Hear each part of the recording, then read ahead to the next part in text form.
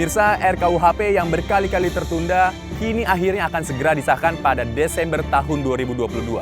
Meski hingga saat ini masih menimbulkan polemik dari masyarakat terkait sejumlah pasal-pasal krusial di atas RKUHP. Mengapa pemerintah seolah-olah bergeming dari penolakan di atas RKUHP?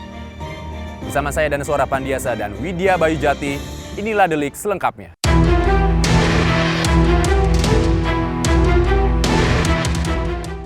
Buat apa menjadi negara hukum kalau pemerintah dan DPR seenaknya membuat hukum? Buat apa menjadi negara hukum kalau demokrasi dicederai lagi dan lagi? Berawal dari keinginan memiliki aturan hukum sendiri mengingat KUHP yang berlaku saat ini merupakan warisan dan produk kolonialisme, DPR dan pemerintah pun berjuang berulang kali membongkar pasang sejumlah pasal dalam RKUHP. Namun upaya yang sudah dimulai kembali sejak 1998 hingga 2022 ini pun tidak juga membuahkan hasil. Penolakan demi penolakan terus bergemuruh terkait pasal-pasal yang tercantum dalam RKUHP. Kami ingin memprotes rancangan Kitab Undang-Undang Hukum Pidana. Kami menemukan lebih dari 48 pasal bermasalah. 48 pasal ini merugikan rakyat karena banyak hal. RKUHP ini merugikan rakyat karena merampas hak rakyat untuk membela dirinya sendiri. RKUHP ini merugikan rakyat karena dibuat oleh penguasa untuk mengamankan kepentingannya sendiri. Bahkan penolakan tidak hanya terjadi di ibu kota, tapi juga meluas ke sejumlah daerah. Hal ini lantaran belum adanya persamaan pandangan antara pemerintah, DPR, dan juga masyarakat terkait perumusan dalam pasal-pasal RKUHP. Undang-undang yang baik itu mengacu kepada konstitusi kita, negara hukum yang demokratis, artinya produk undang-undang itu harus demokratis. Produk undang-undang itu harus responsif dan akomodatif, tidak hanya mendasarkan kepada kepentingan salah satu pihak saja. Nah, pada sisi yang lain juga penting untuk diperhatikan bahwa sebuah aturan hukum termasuk KUHP itu menggunakan testing stone atau batu uji yang jelas. Mengenai undang-undang yang baik itu harus meliputi 3 dimensi, substansi, prosedur, dan kewenangan. Substansinya adalah harus memuat nilai-nilai yang mengandung lex scripta, stricta, dan lex serta. Artinya harus jelas, harus tegas, harus pasti ya. Strict harus ada unsur kepastian. Scripta harus tertulis kan. Lex serta harus tegas ya. Sehingga tidak menimbulkan pasal yang abu-abu, multitafsir, pasal karet dan lain sebagainya. Salah satu pasal yang hingga kini masih menuai penolakan yakni pasal 218 tentang penghinaan harkat, martabat presiden dan wakil presiden dan juga lembaga negara. Selain berpotensi membungkam kebebasan berpendapat, hal ini dinilai bertentangan dengan nilai-nilai demokrasi. Tapi kita kan negara republik, jadi negara kita itu dipimpin oleh kepala pemerintahan alias presiden. Jadi seharusnya presiden maupun wakil presiden itu dianggap bukan sebagai personal, tapi sebagai suatu jabatan. Bahwa dia sebagai pengurus negara, tentu warga negara ataupun rakyat itu perlu untuk menyampaikan apresiasi maupun kritik terhadap kinerja dari presiden maupun wakil presiden. Jadi kalau nanti kritik itu justru malah dianggap sebagai penghinaan, kan artinya seolah-olah presiden sama wakil presiden punya fitur moralitas gitu loh. Merasa dihina, baper, dan lain sebagainya, kira-kira begitu. Pasal penghinaan presiden dan wakil presiden serta lembaga negara dinilai tidak relevan karena dibuat hanya untuk melindungi pejabat negara. Padahal undang-undang dibuat justru untuk melindungi rakyat dan memberikan rasa keadilan. Sehingga dikhawatirkan hal ini justru akan disalahgunakan untuk kepentingan kelompok semata.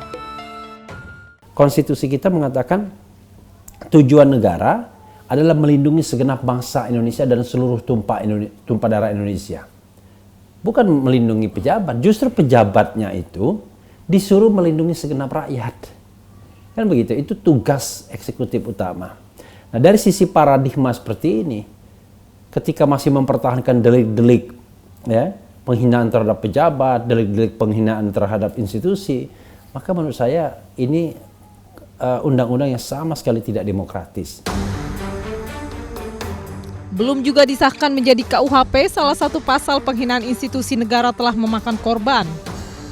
Tak tanggung-tanggung, aktivis Lokataru Haris Ashar menjadi tersangka pencemaran nama baik bersama rekannya Fathia Maulidianti. Keduanya ditetapkan sebagai tersangka pada 17 Maret 2022 atas dugaan pencemaran nama baik berdasarkan pasal 27 Undang-Undang ITE oleh Menteri Koordinator Bidang Kemaritiman dan Investasi Luhut Binsar Panjaitan. Keduanya ditetapkan sebagai tersangka pada 17 Maret 2022 atas dugaan pencemaran nama baik berdasarkan pasal 27 Undang-Undang ITE oleh Menteri Koordinator Bidang Kemaritiman dan Investasi Luhut Binsar Panjaitan pada 22 September 2021. Di mana keduanya membahas temuan laporan tentang dugaan keterlibatan beberapa tokoh militer di industri pertambangan di Papua. Nah, kalau yang terakhir dengan salah satu Menko itu, saya dan Fathia ya dilaporkan ke polisi ketika kami memvisualkan dalam bentuk video bincang-bincang dengan satu lagi orang Owi ya dari Walhi terkait dengan paper riset mereka. Risetnya si Fathia dan Owi yang mewakili Kontras dan Walhi dan juga 7 organisasi yang lainnya yang melakukan riset terkait dengan keberadaan pasukan keamanan di satu wilayah di Papua, satu kabupaten di Papua yang kondisi masyarakatnya cukup memprihatinkan, dan ternyata di wilayah itu ada kandungan sumber daya alam mineralnya, yaitu emas yang cukup tinggi, dan ternyata itu dalam hasil riset itu dimiliki oleh sejumlah perusahaan, yang perusahaan-perusahaan itu ada nama orang-orang tertentu. Dalam tayangannya, Haris juga menyinggung dugaan adanya konflik kepentingan pejabat publik yang ikut menikmati bisnis tersebut.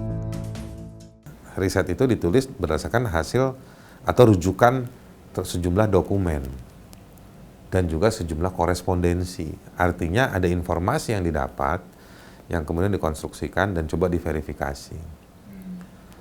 Dan laporan tersebut sudah dipublikasi. Nah, terkait dengan KUHP nih ya, itu kan terkait dengan satu, dan orang-orang yang diidentifikasi itu adalah orang-orang yang punya jabatan publik. Gitu. Jadi ini terkait dengan jabatan publik, terkait dengan apakah mereka ada konflik of interest atau apakah mereka adalah penerima manfaat dari bisnis tersebut, yang mana mereka sebenarnya punya tugas lain.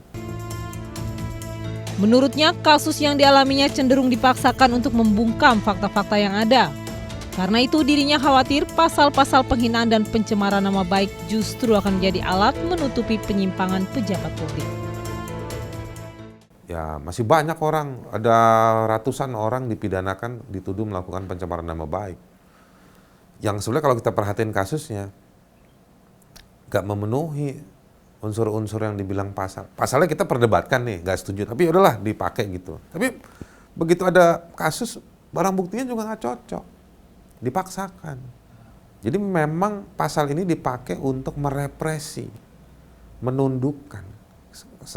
Kesannya mau memukul balik, mau menghukum, menunjukkan kekuasaan. Makin kelihatan congkaknya, makin kelihatan anti kritiknya. Meski pemerintah dan DPR belakangan menyatakan akan menghapus pasal pencemaran nama baik Undang-Undang ITE dalam RKUHP, namun hal ini dinilai tidak serta-merta pasal ini menghilang. Sebab pasal ini akan digantikan dengan pasal penghinaan di RKUHP yang saat ini ramai menuai penolakan. Ini tuh seolah mau ngasih angin segar sebenarnya ke masyarakat ya gitu kan. Jadi supaya nanti masyarakat berpikir, wah serius nih kayaknya pemerintah atau DPR. Karena pasal ini pasal paling karet dan multitafsir tentunya kebanyakan di Undang-Undang ITE. Tapi mau bilang kalaupun dicabut misalnya dalam Undang-Undang ITE bukan berarti kemudian pasal hilang. Tapi dia akhirnya menginduk dengan RKUHP atau KUHP kalau nanti disahkan. Dan memang juga Kitab Undang-Undang Hukum Pidana itu pada dasarnya adalah kodifikasi dari semua hukum pidana. Jadi mungkin bahasa sederhananya dia sebagai sumber lah, induk lah, seperti itu. Pemerintah dan DPR seolah menutup ruang diskusi sebelum pengesahan RKUHP dalam waktu dekat. Meski sejumlah pasal diumumkan telah dihapus, namun pasal krusial tetap bertengger di RKUHP.